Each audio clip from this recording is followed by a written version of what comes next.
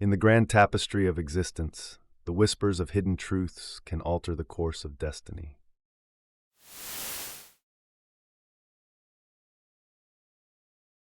Acute wheezing is a prominent cause of emergency department visits among children. The primary objective of this study was to assess whether a higher delivery valve holding chamber, VHC, enhances the clinical efficacy of salbutamol compared to a lower delivery VHC in young children.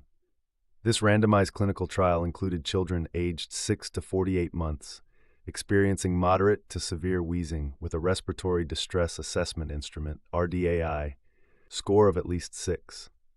Participants were randomized to receive salbutamol via either a higher or lower delivery VHC at specified intervals.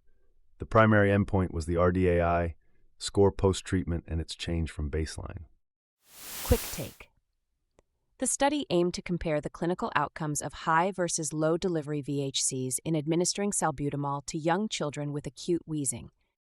Children receiving treatment through the higher delivery VHC, VHC1, demonstrated significantly lower mean post-treatment RDAI scores compared to the lower delivery VHC, VHC2, with a mean difference of -4.1. Additionally, VHC1 was associated with a reduced hospitalization rate of 20% compared to VHC2's 50%. Secondary measures indicated that respiratory rate was lower and oxygen saturation levels were higher in the VHC1 group.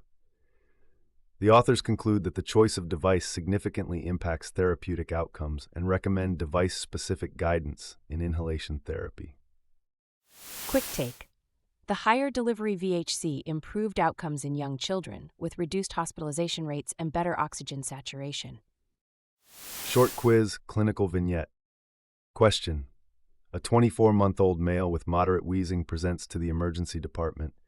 He has an RDAI score of 7. After treatment, his respiratory rate decreases from 48 to 43 breaths per minute. Which device is likely used for his treatment? Option 1, VHC1 with high in vitro drug delivery. Option 2, VHC2 with low in vitro drug delivery.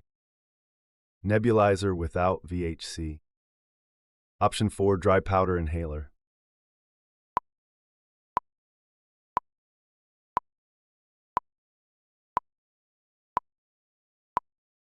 The answer is option 1. The reduction in respiratory rate and the improvement in wheezing symptoms are indicative of treatment with VHC1, which offers superior drug delivery compared to VHC2.